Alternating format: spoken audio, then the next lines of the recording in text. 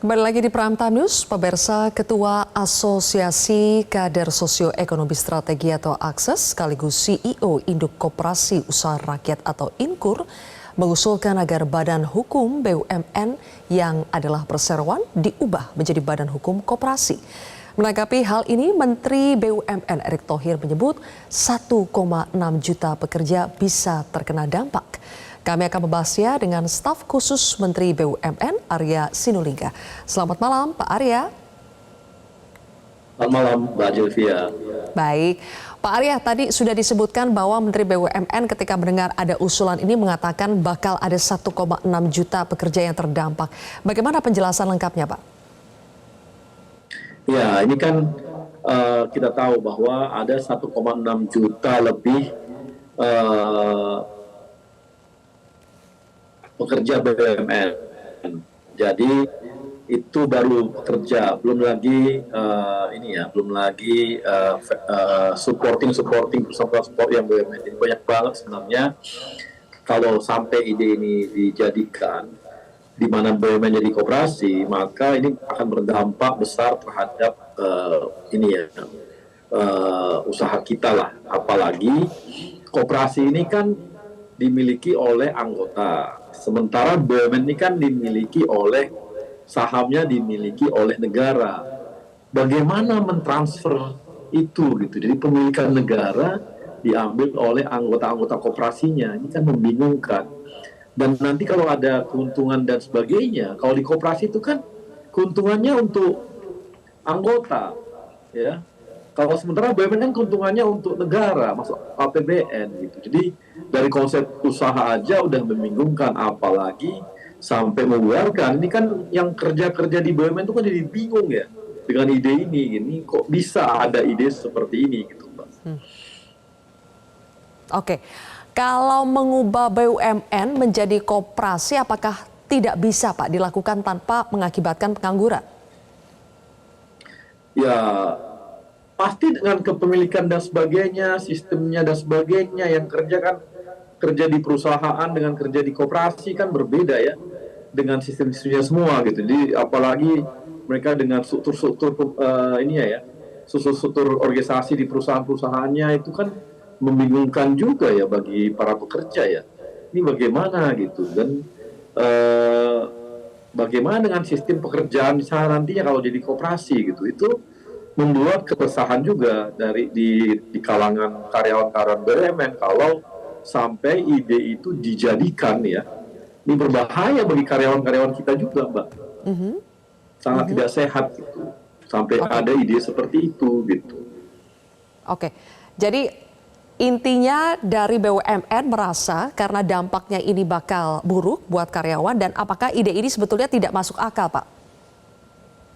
Ya nggak masuk akal saja ya, sangat tidak masuk akal sampai menjadikan BUMN jadi koperasi gitu.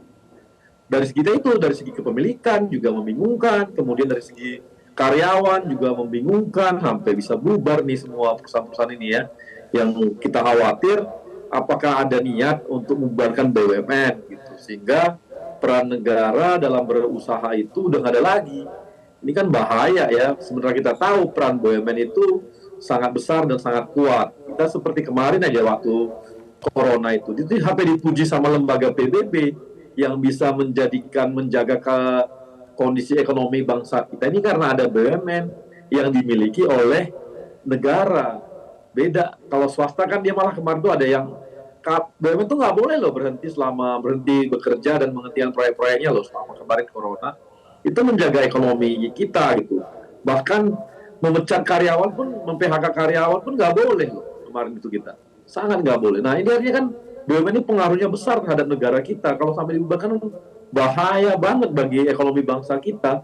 Apalagi hampir sepertiga sampai setengah ekonomi Indonesia itu kan peran BUMN sangat besar dalam perekonomian kita gitu, dalam menggerakkan ekonomi kita. Tiba-tiba dibubarkan dan diganti koperasi itu kan bisa goncang negara kita kalau sampai dibubarkan. Jadi sangat tidak ideal dan jauh dari kondisi objektifnya, sehingga ini juga jadi konyol gitu, Pak. Oke, Pak Arya, ketika usul ini muncul, Latar belakangnya dilihat karena masih ada sejumlah masalah yang ada di BUMN. Bagaimana Anda menjelaskan bahwa selama kurang lebih 5 tahun terakhir ini BUMN di bawah kepemimpinan Pak Erick Thohir sudah mengurangi permasalahan-permasalahan tersebut, mentransformasi BUMN menjadi lebih baik sehingga patut dipertahankan menjadi BUMN yang seperti sekarang, bukan diubah menjadi koperasi? Saya kasih contoh, Mbak. Kita kemarin tahun lalu aja itu hampir menyumbang lebih dari 400 triliun dari sisi pajak. Itu dari pajak ya. Kemudian dari dividen. Tahun lalu kita mencapai rekor tertinggi hampir 80,3 triliun sumbangan kita terhadap negara. Itu hasil konsolidasi kita, bahkan waktu corona kita bahkan setelah itu lompat tinggi, ada konsolidasi, dan itu sumbangan terbesar sepanjang sejarah ada BUMN. Baru kali ini ada dividen sebesar itu, belum pernah ada sepanjang sejarah. Dan dividen itu uang gitu ya, itu uang yang dikasih ke negara, jadi bukan laporan keuangan, tapi benar-benar uang yang dipakai untuk APBN. Itu hasil yang kita lakukan, konsolidasi yang kita lakukan, dan transformasi yang kita lakukan gitu ya. Dan jadi memang ide-ide mengenai BUMN ini banyak banget, Mbak. Apalagi kemarin juga ada ide yang mengatakan bahwa nanti rakyat akan diberikan tanah. Tanahnya berasal dari tanah-tanah yang dimiliki BUMN seperti yang dimiliki oleh PTPN atau Perhutani. Ini kan juga konyol gitu ya. Aduh, ini aset-aset bangsa, aset negara kita yang dikelola oleh BUMN mau dikasih saja gitu. Hanya untuk populisme, ini kan berbahaya. Padahal kan nggak seperti itu gitu, Mbak.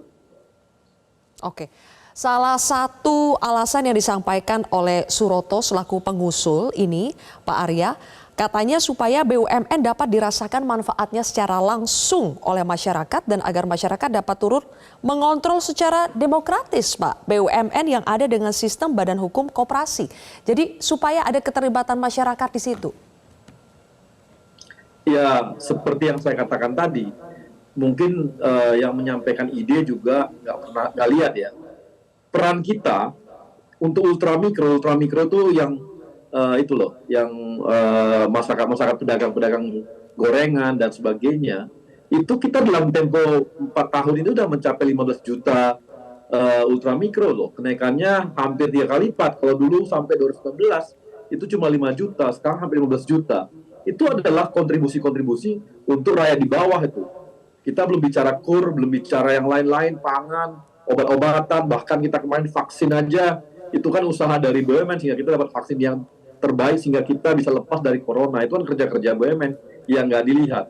Soal keterlibatan rakyat, loh kan rakyat juga merasakan manfaatnya ketika BUMN itu mengerjakan sesuatu, kan dia langsung didapat oleh mereka ya, bisa bekerja sama, bisa kerja di sana juga di proyek-proyek itu. Soal kepemilikan, Mbak, kan bahaya ya.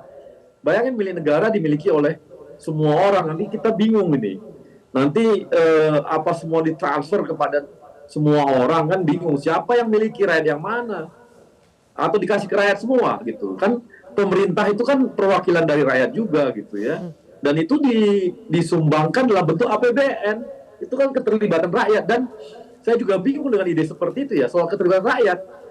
BUMN ini setiap langkah-langkahnya harus lapor ke Komisi 6 DPR loh.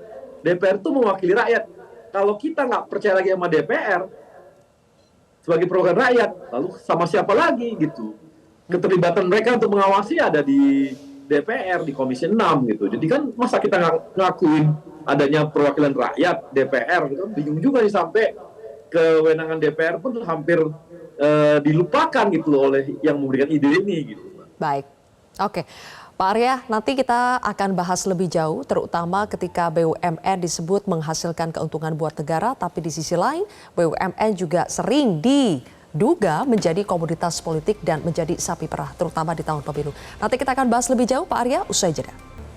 Baik, pemirsa, kembali kami lanjutkan perbincangan bersama dengan staf khusus Menteri BUMN, ada Pak Arya Sinulinga. Pak Arya, sekarang kita berbicara bagaimana menjalankan visi dari BUMN tidak hanya untuk saat ini tapi juga untuk kedepannya. Terutama untuk saat ini, Pak Arya, kita tahu saat ini sedang ada dalam tahun politik.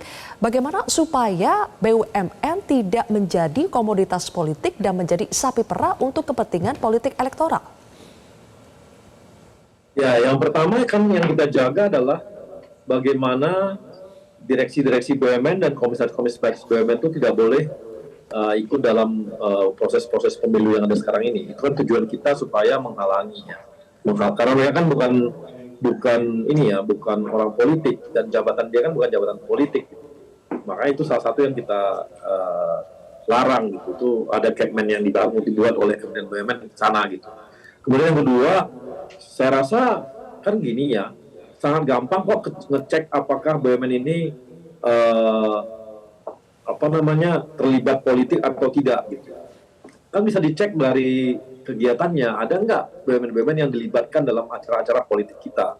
Kan bisa dikatakan nggak ada ya, bisa dibilang, bisa dicek lah ke BUMN-BUMN yang ada itu. Kan gampang ya bagi, apa yang karyawan-karyawan BUMN kan juga lepas dari tidak ada unsur-unsur mendukung 1, 2, 3, 4 atau 5, 6, 7, nggak ada kan gitu.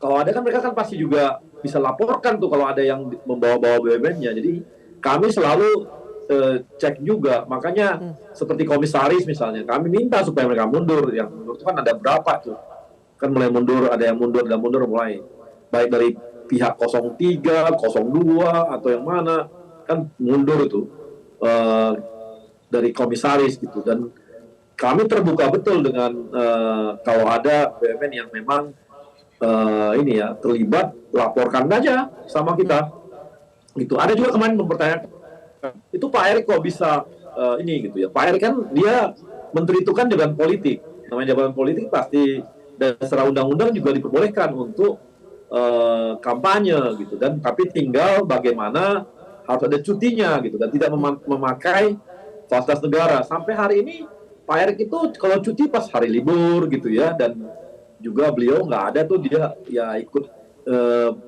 kendaraan mobilnya pun kendaraan dari ini kok, dari mana, dari pribadi, bukan kendaraan dari kantor gitu. Dan beliau juga nggak ada yang memanfaatkan BUMN ya dalam arti kampanye-kampanye dilakukan gitu, Mbak.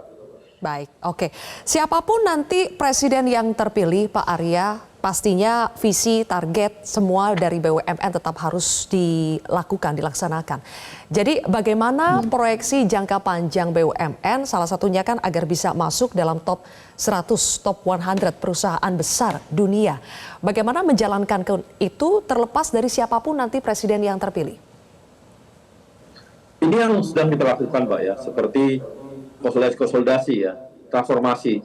Mengubah BUMN dari 144 menjadi tinggal hari ini adalah 40 BUMN, itu adalah bagian dari konsolidasi. Seperti Pelindo. Pelindo setelah kita konsolidasikan, sekarang menjadi operator pelabuhan nomor 8 terbesar di dunia. Kemudian Angkasa Pura pun setelah kita konsolidasikan, di Angkasa Pura itu sekarang menjadi operator bandara nomor 5 terbesar di dunia. Kemudian juga seperti Bank Syariah. Bank Syariah juga kita konsolidasikan, sekarang menjadi Bank Syariah nomor 9 terbesar di dunia. Jadi upaya-upaya ini terus kita lakukan, termasuk juga adalah kalau BUMN-nya memang nggak sehat lagi, nggak bagus lagi, bertahun-tahun sejak kita belum masuk juga sudah nggak sehat lagi, ya kita bubarkan. Lebih baik kita dapatkan perusahaan BUMN yang sehat daripada kita pelihara bahkan menjadi beban negara yang namanya BUMN yang nggak sehat. Itu ya bagusnya kita lepas aja, kita bubarkan aja. Itu juga langkah. Mungkin ada yang mengkritisi, kok dibubarin? Ya dibubarkan karena bertahun-tahun nggak ada gunanya. Bertahun-tahun jadi zombie. Saya kasih contoh, Merpati nggak terbang lagi, masih ada juga perusahaannya. Yang lebih bagus dibubarin, ngapain ada di sana gitu. Itu contoh bagaimana kita melakukan pembubaran terhadap BUMN yang kita anggap memang udah tidak lagi dipertahankan dan juga nggak ada guna lagi ada hidupnya gitu. Jadi kita membuat sehat, mengkonsolidasikan dan berusaha untuk menjadikan mereka sebagai ikut dalam perusahaan BUMN yang go global lah gitu. Oke, jadi dan efisiensi akan terus dilakukan. Kayak BRI dan sebagainya kan keuntungannya terbesar sepanjang sejarah mereka ada loh. Baik Pak Arya, jadi efisiensi akan terus dilakukan terlepas siapapun nanti berganti pemerintahannya, tapi selain efisiensi Hal lain yang terjadi adalah adanya disrupsi saat ini. Disrupsi teknologi akhirnya juga membuat jumlah pekerja kita bisa semakin efisien juga di BUMN. Apa cara BUMN untuk tetap bisa menyerap talenta terbaik sehingga meski jumlahnya tidak besar tapi tetap mampu bersaing di era disrupsi? Nah, ini yang kita lakukan banyak perubahan, Mbak, di SDM ya. Di SDM dulu tuh biasanya perekrutan BUMN itu masing-masing BUMN. Kalau sekarang kita bikin terpusat. Kenapa? Karena kita ingin lihat dan kita ingin transparan bahwa kalau masuk BUMN itu benar-benar seperti orang mau masuk ujian PTN gitu. Jadi orang bisa lihat semua nih benar objektif atau nggak objektif gitu. Kalau dulu kan dia sendiri kita nggak tahu prosesnya. Sehingga sekarang kebutuhan SDM itu aja sudah harus benar-benar sesuai dengan kebutuhan yang untuk berapa tahun ke depan, 5-10 tahun ke depan. Sambil menghitung namanya disrupsi, itu perekrutan. Kemudian di dalam sendiri kita juga melakukan namanya